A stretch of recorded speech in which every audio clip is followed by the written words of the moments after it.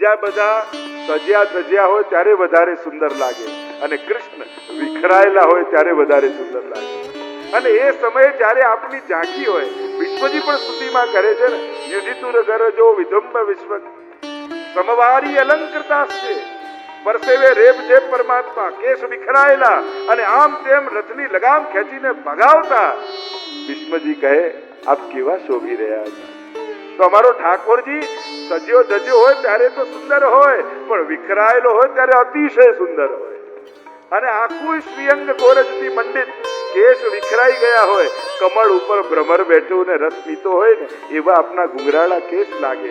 અને એવા સમયે જ્યારે આપ ગોકુલની ગલીઓથી પધારો, ટગર ટગર ટગર અનિમેષ નેત્રોથી, અપલક નેત્રોથી જ્યારે અમે સ્વરૂપામૃતના નેત્રોથી પાન કરતા હોઈએ, અને ત્યારે પાપડ બંધ થાય ત્યારે પાપડ બનાવનારા બ્રહ્મા અમને જડ લાગે. અરે આ દેવતાઓને પાપડ નથી હોતી, પણ ભગવત દર્શનની ઈચ્છા હોય ક્યાં હોય છે.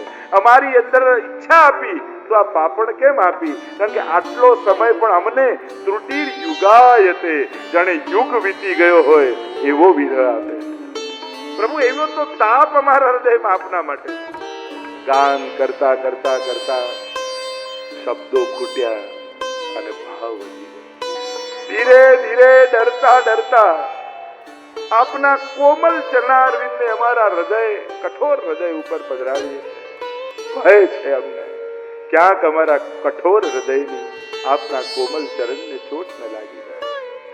પ્રલાપ કરવા લાગી ગોપીઓ, શબ્દોને સમજણ ખૂટી ગયા, અશ્રુઓના બાંધ છલકાઈ ગયા. ઇતિ ગોપ્ય પ્રગાયંત પ્રલપંત ચિત્રધા રુરુદુઃ સુસ્વરમ રાજન કૃષ્ણ દર્શન લાલસા. જોર જોરથી ગોપીઓ રડવા લાગી છે, અશ્રુની ધારાઓ વહેવા લાગી. रोने से और इश्क में बेबाक हो गए, रोने से और इश्क में बेबाक हो गए, धोए गए इतना कि बस पाक हो गए. ભગવાનને યાદ કરીને સરકેલા બે આંસુ આંખમાંથી હૃદય પર પડે છે ને, ત્યારે જન્મ જન્માંતરના કલ્મશોને ધોઈ નાખે. એ પ્રભુ માટે છલકાયેલા આંસુઓ અંતઃકરણને પવિત્ર બનાવી દે છે. મદ ઓગળી ગયો, પરમ દીનતા પ્રગટ થઈ ગઈ. કરતુમ અકર્તુમ તો પરમાત્મા જ છે. અમે યોગ્ય નથી, અમે કૃપા પાત્ર છીએ એટલું સમજાઈ ગયું. પહેલા યોગ્યતા દેખાતી હતી, હવે પાત્ર છીએ એવો અનુભવ થયો. જીવનમાં યોગ્યતાને યાદ રાખશો તો ચૂકી જશો, પણ હું કૃપા પાત્ર છું એ યાદ રહેશે ને તો એ દીનતાનું પાત્ર કૃપાને ઝીલી લેશે. હવે પાત્રતા સિદ્ધ થઈ છે, પ્રભુને લાગ્યું હવે યોગ્યતા આવી છે. તાપ એટલો બધો ઉત્કટ થયો. ગોવર્ધન વાસી સાવરે લાલ, પ્રભુનું નામ છે ને દેવદમન. એમ જેમ ગોવર્ધન યાગની કથામાં ઇન્દ્રના માનનું ભંગ કર્યું, એમ રાસ પંચાધ્યાયમાં કામદેવના માનનું ભંગ કર્યું. કામદેવ જોડે વિશ્વને જીતી લીધું કામદેવે, અને નારદજીએ કહ્યું તું બધાને જીતે, કૃષ્ણને જીતે ત્યારે તું દિગ્વિજય કહેવાય. આવ્યા કૃષ્ણ પાસે ને કહેવા લાગે આપની જોડે યુદ્ધ કરવું છે. પ્રભુ કે બે પ્રકારના યુદ્ધો, એક મેદાનનું ને કિલ્લાનું. આ બે કયા કે એક કિલ્લામાં બંધ કરી બધા જ દરવાજા, જ્યોત પ્રગટાવું ને ધ્યાનમાં બેસું ને પછી તું બાણ છોડે અને યુદ્ધ થાય. અને મેદાનનું શરદની રાત્રિ હોય, ઘનઘોર વન હોય, હજારો ગોપીઓ મારી આસપાસ હોય, અને પછી તું બાણ છોડે. કામદેવના 5 બાણ છે, એટલે આ 5 અધ્યાયમાં 5 બાણોને નિરસ્ત પરમાત્મા. અને કામદેવને જીતનારા, મથનારા સાક્ષાત પ્રભુ, સાક્ષાત મન્મથ મન્મથ, સાક્ષાત પરમાત્મા પ્રગટ થયા. પીતાંબરધારી ગોપીઓએ જોયા ને દોડી ગોપીઓ. કોઈએ પાલવ પાથર્યો, કોઈ હસ્ત પકડ્યા, કોઈ ચરણ પકડ્યા. પ્રભુ દુનિયામાં 3 પ્રકારના લોકો હોય, એક પ્રેમ કરે ને પ્રેમ કરનારા, બીજા ન પ્રેમ કરે છતાંય પ્રેમ કરનારા, અને ત્રીજા કોઈને પ્રેમ નહીં કરનારા. આપ આ ત્રણેયમાંથી કોણ? પ્રભુ કહે પ્રેમ કરે ને પ્રેમ કરે તો સ્વાર્થી. હું સ્વાર્થી નથી. ભગવાન છે ને વ્યવહારુ નથી, ભગવાન કૃપાળુ છે. તમે કોઈ દિવસ કંઈ ધરવાનું ભૂલી ગયા, તમે કંઈ બીજા કરતા ઓછું ધર્યું, એનાથી ભગવાન કોઈ જોખીને કૃપા નથી કરવાનું કે ચલો પેલાની 500 ગ્રામનો વાટકો અને આનો તો 100 ગ્રામનો જ છે, આના પર 50% કૃપા, આના પર 10% કૃપા, અને લીટર ધરે એના પર 100% આવું હોય. પેલાના મોનથાળનો ચકતો મોટો અને પેલાની તો નાની લાડગડી, એટલે પેલાના 50% ને 10% કૃપા આવું હોય? પ્રભુ ન તરાજુ રાખે ને લીટરમાં ને કિલોમાં. અચ્છા, તો ઠાકોરજી ઘડિયાળ જોઈને કૃપા કરે, પેલો કલાક બેસે છે એટલે વધારે કૃપા, પણ આ તો 15 મિનિટ જ બેસે છે એટલે ઓછી કૃપા. ભગવાન ઘડિયાળે નથી જોતા. ઘણા લોકો કે અમે બહુ વ્યસ્ત હોઈએ, અમારે ટાઈમ જ ના હોય, તો શું અમે વૈષ્ણવ ના બની શકીએ? અમે ઠાકોરજીને કૃપા પાત્ર ના થઈ શકીએ? જો વધારે સમય આપે એ મોટો ભક્ત નહીં, પણ જીવનમાં જે વધારે ઇમ્પોર્ટન્સ આપે ભગવાનને એ મોટો ભક્ત હોય છે. નહીં તો શું રિટાયર્ડ થઈને ઉઠલે હવેલીના બેઠા રહે એ જ વૈષ્ણવ બની શકે, એ જ ભક્ત થઈ શકે? અને જે બહુ વ્યસ્ત રહે છે કામમાં એ ભક્ત ન બની શકે? જો ઘડિયાળ જોઈને કૃપા કરતા હોય તો આમાંથી 80% તો વારો જ નહીં આવે. તો ભગવાન ઘડિયાળ જોઈને કૃપા નથી કરતા. એ 10 મિનિટ પણ બેઠો અથવા જીવનના જે દરેક કામો કૃષ્ણને યાદ રાખીને કરે છે એ પણ મોટો ભક્ત છે. અરે 84-252 જુઓ ને, કોઈ બધા કોઈ ફ્રી નહોતા, ઘણા મજૂરી કરતા, કામ કરતા, આખો દિવસ કાર્યમાં રહેતા, છતાં એમના નામ 84-252 છે. સમયથી જ મોટા ભક્ત બનાતું હોત તો ઘણાના ટાઈમ નામ ન લખી શકાત, પણ વધારે મહત્વ જેને ભગવાનને જીવનમાં આપ્યું એ મોટો ભક્ત છે.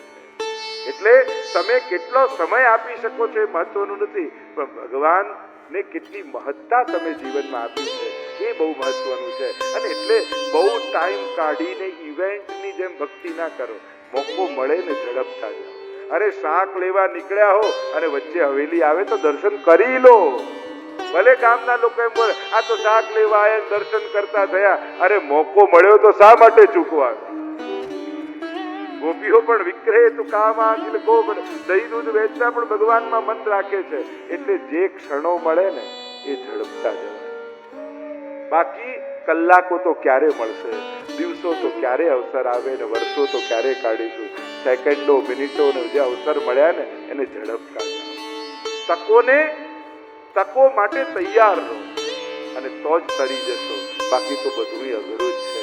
એમ બનાવશો એક દિવસ ફ્રી થઈને શાંતિથી બેસીશ, એ દિવસે તો સાવ ફ્રી થઈ જઈશ દુનિયાથી. કોને ખબર? ઘણાને રિટાયર્ડ થઈને ઘરે આવે ને એ દિવસે હાર્ટ એટેક આવી જાય. હા તો બધા આપણા પ્લાનિંગ છે. અને કોઈ એમ કે મેં મારું બધું ગોઠવી રાખ્યું છે, ત્યારે ભગવાનને બહુ હસવું આવે. આ તારું પ્લાનિંગ છે, મારું કંઈક જુદું છે. એટલે બહુ રાજી થઈશ નહીં, કારણ કે આપણા પ્લાનિંગ એ આપણા હોય છે, એ જ ભગવાનના હોય જરૂરી નથી. એને ક્યારે શું વિચારી રાખ્યું એને જ ખબર છે. ભગવાન રોજ સરપ્રાઈઝ આપતો જ રહે છે આપણને. એટલે આ તો વિચાર્યું જ નહોતું, બસ આ જ કૃષ્ણ. જેને ધારી ન શકાય એ જ આ ધરણીનો ધારણહાર છે, કે જેને ધારી ન શકાય. ભગવાન કૃષ્ણ માટે તમે કલ્પના ન કરી શકો કે આ આવું જ કરશે, આ જ ગલીમાંથી નીકળશે, એવી ધારણા રાખીને બેઠો તે પાછળથી પ્રગટ થશે. આ જ કૃષ્ણની ચરિત્ર છે. ચંચલમ, સદા ચંચળતા એની છે. કારણ કે આપણું મન એટલું ચંચળ છે ને કે સમાધિમાં બેસેલા ભગવાનથી પકડાય એવું જ નથી, એને તો કૃષ્ણ જ પકડી શકે એમ છે. કારણ કે આપણા મનની ચંચળતા એવી છે કે એના માટે ભગવાન પણ ચંચળ જ ગોતવો પડશે. હા, સબહી અંગ કો વાંકો ગિરધર, સબહી એ વાંકો એટલે જ છે. સીધી ખીલ્લી દિવાલમાં તો તરત નીકળી જાય, વાંકી હોય ને એને કાઢવી બહુ અઘરી. આ કૃષ્ણ વાંકો જ એટલા માટે છે કે એકવાર દિલમાં ઘૂસ્યો પછી કાઢવો બહુ અઘરો છે. એ અંદર ઘૂસ્યો પછી નીકળતો નથી. આ છે જ મનોહર, એનું નામ છે મનોહર. બીજામાં મન લગાડવું પડે, આ તો મન જ ઉપાડીને જતો રહે. મનને જ હરનારો છે. આને મન લગાડવાની જરૂર નથી. આને જુઓ ને મન એનું થઈ જાય. એવા કૃષ્ણ પ્રભુ છે. અને અહીંયા કહ્યું કે હું સ્વાર્થી નથી, હું વ્યવહારુ નથી, હું વિચારી નથી કરતો, હું તો કૃપા જ કરું. એટલે ભજે ને ભજે એ તો સ્વાર્થી, ન ભજે ને ભજે, ન પ્રેમ કરતા હોય ને છતાં પ્રેમ કરે તો મા બાપ કહેવાય. કે બાળકોને ભલે પ્રેમ ન રહે છતાં મા બાપનો પ્રેમ તો રહે જ. એ પણ હું નથી, હું તો કલ્પવૃક્ષની જેમ છું. જે યથા મામ પ્રભુ, જે ભાવ લઈને આવે એના ભાવને હું પૂર્ણ કરું. હું ક્યારે કોઈને નિરાશ કરતો નથી. તમે અભાવે જશો તોય કૃપા કરશે, ઉભાવે જશો તોય કૃપા કરશે. તો ભાવ લઈને જશો તો શું નહીં આપે? એ ઠાકોરજી તમારા ભાવ પ્રમાણે કૃપા, પણ એ માપી જોખીને નહીં આપે. તમે તમારી રીતે ભાવ રાખશો એ એની રીતે કૃપા કરશે. તમે એમ ન વિચારતા એ કેવો છે, પેલું એક ચીથરું દ્રૌપદીએ બાંધ્યું અને તાર ગણે ઠાકોરજી 1 2 3 108. તું રૂક્ષ્મણી કે આ શું કરો છો? તમને નહીં સમજાય.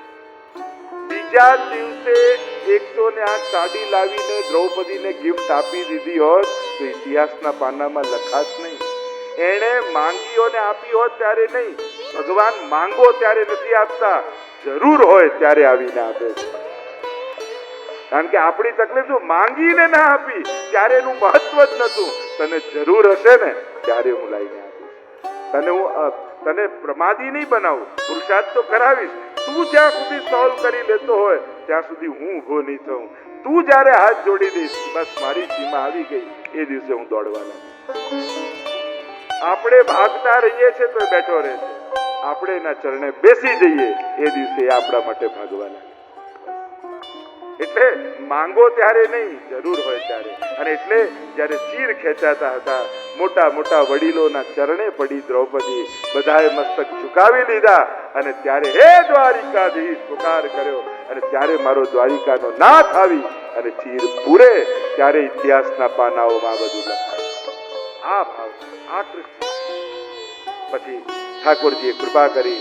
શરદની રાત્રિ છે, ગોપીઓ ગોઠવાઈ છે, સુંદર વર્તુળાકાર મંડળો બન્યા છે.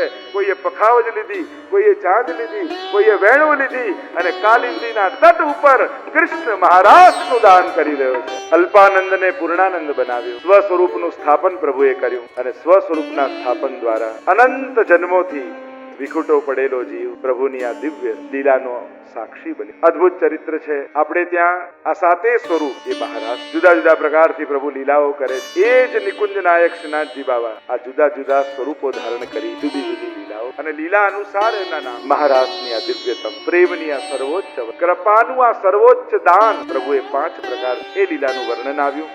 અનેકવિધ પ્રકારની રાસલીલાને અંતર્ગત આપણા સેવાક્રમનો પણ આખો ક્રમ જો આ દાન માન ખેલ અને રાસ તેના રોજની આ લીલાઓ અને પ્રભુ નિત્યમાં ચંદ્ર સરોવર આજે પણ જઈએ છીએ ત્યાંથી ચંદ્રમાનું પ્રાગટ. આ શરદની રાત, કેટલીક રાત્રિઓ આપણે ત્યાં જન્માષ્ટમીની રાત, શરદની રાત અને પવિત્ર એકાદશ શ્રાવણ શ્યામલે પક્ષે એકાદશ્યામ મહાનિશ સાક્ષાત ભગવતા પ્રોક્તમ તદક્ષર સૌ બ્રહ્મ સંબંધનો મન જે રાત્રિએ સ્વયં પ્રભુએ પ્રગટ અને આજ્ઞા કરી કે જીવને આ બ્રહ્મ સંબંધ કરાવો. બ્રહ્મ સંબંધ કરનાર સર્વેશામ દેહ સર્વદોષ નિવૃત્ત. 5 પ્રકારના દોષો નિવૃત્ત. અને ત્યારથી આપણે ત્યાં પુષ્ટિ માર્ગની આ દિવ્યતમ બ્રહ્મ સંબંધ પર સ્વયં ભગવદ વાણીથી આ મંત્ર પ્રાપ્ત. આજે પણ મહારાજની લીલા બાદ સુદર્શન ઉદ્ધારની કથા આવી. અજગરનું રૂપ લઈને આવ્યો, પ્રભુએ ઉદ્ધાર કર્યો. રૂપનો અહંકાર હતો. જો મદ કોઈ કારણ 3 વસ્તુ ઉપર મનુષ્ય અહંકારનો આ શરીર, સંપત, આના ઉપર આપણો ક્યાંક ને ક્યાંક મદ મોહ જોડાય. જે શરીર ઉપર અહંકાર કરો છો, તમને ભરોસો છે કરો